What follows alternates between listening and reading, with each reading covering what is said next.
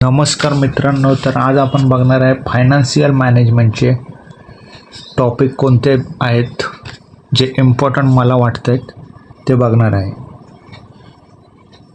Management.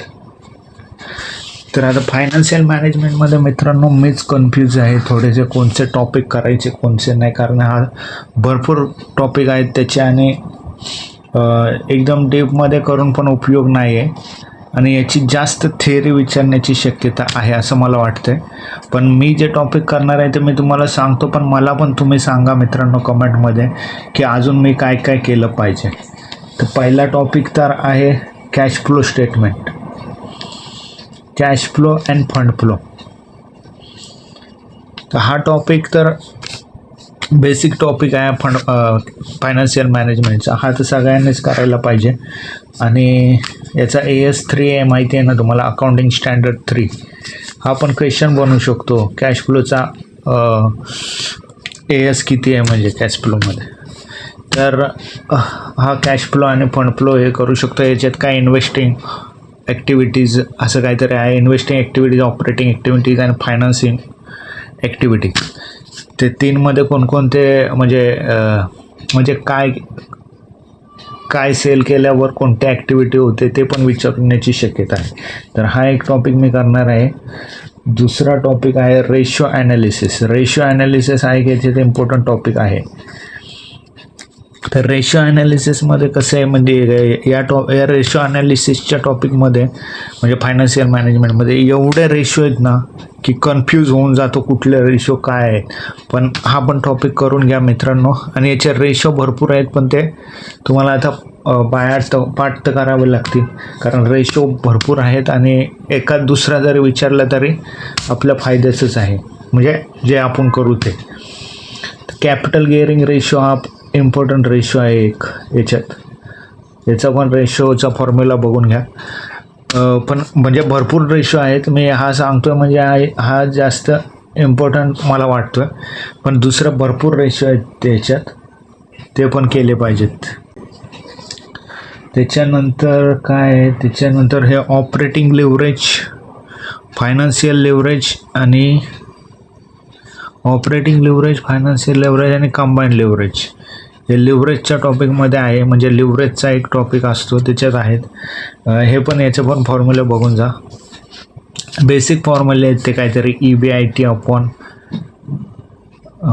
असं काहीतरी आहे, मला पण एवढं आयडिया नाही. पण हा पण इम्पॉर्टंट टॉपिक आहे म्हणजे ऑपरेटिंग लिव्हरेज, फायनान्शियल लिव्हरेज आणि कंबाईंड लिव्हरेज. मला जे सांगतोय ते म्हणजे मला जे वाटतं ते इम्पॉर्टंट ते मी सांगतो मित्रांनो. मला पण तुम्ही सांगा याच्यात आणखीन मी काय करू, कारण फायनान्शियल मॅनेजमेंटचं मला एवढे आयडिया येत नाही, कारण भरपूर मोठा चॅप्टर आहे तो, म्हणजे भरपूर मोठा सब्जेक्ट आहे आणि त्याच्यात कसं आहे थिअरी हे जास्त विचारणार आहे. थिअरी आणि याची थिअरी एवढी म्हणजे वाचायला पण इंग्लिशमध्ये अवघड जाते. त्याबद्दल हा टॉपिक थोडासा मला अवघड वाटतो आहे. पण ठीक आहे, क्वेश्चन पण जास्त विचारणार नाही त्याचे, पण थिअरी विचारण्याची शक्यता आहे. याच्यात जास्त विचारणार नाहीत पण विचारणार तर आहेत, त्याबद्दल हा एक करायला लागेल आपल्याला. तर ऑपरेटिंग लिव्हरेज, फायनान्शियल आणि कंबाईंड लिव्हरेज. अजून कोणते इम्पॉर्टंट आहे त्याच्यात, अजून मला वाटते एक इन्व्हेस्टिंग डिसिजनचा एक टॉपिक आहे याच्यात. ते पेबॅक पिरियड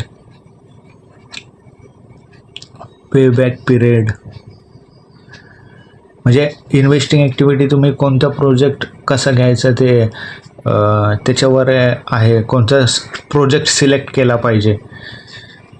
पेबॅक पिरियड, अजून अशा भरपूर 3-4 प्रकार आहेत याच्यात, ते बघून घेतले पाहिजेत. इन्व्हेस्टिंग ॲक्टिव्हिटीज म्हणजे इन्व्हेस्टिंग डिसिजन याच्यात payback period, net present value,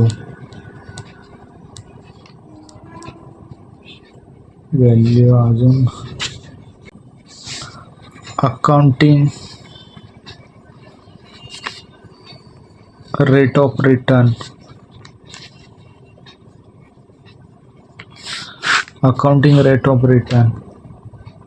अजून भरपूर आहेत. ते 4-5 प्रकार आहेत त्याच्यात. इन्व्हेस्टिंग डिसिजन तुम्ही कसं चूज करणार याच्यावर पण थिअरी विचारण्याची शक्यता आहे. त्याबद्दल हे याच्यात खूप कन्फ्युजन आहे फायनान्शियल मॅनेजमेंटमध्ये मित्रांनो. अजून कॅपिटल स्ट्रक्चर हा एक थोडंसं बघून जाईल मी. कॅपिटल स्ट्रक्चर याच्यात ते EBITचं आहे, EBIT वगैरे याच्या रिलेटेड टॉपिक आहे. आणि cost of capital, cost of कॅपिटलमध्ये ते म्हणजे काय, इक्विटी डेब्ट, डेबेंचर्स आणि प्रिफरन्स शेअर कॅपिटल याच्या रिलेटेड हा टॉपिक आहे. म्हणजे कॉस्ट तुम्हाला किती पडेल तुमच्या याची, असं काहीतरी आहे याच्यात. तर हा एक टॉपिक आहे. याच्यात पण थिअरी विचारण्याची शक्यता आहे मित्रांनो, आणि एवढं मी तर करणार आहे. आणि याच्या व्यतिरिक्तच मित्रांनो तुम्हाला जे इम्पॉर्टंट वाटतील ते तुम्ही मला सांगा, म्हणजे मला पण उपयोगी पडतील ते टॉपिक.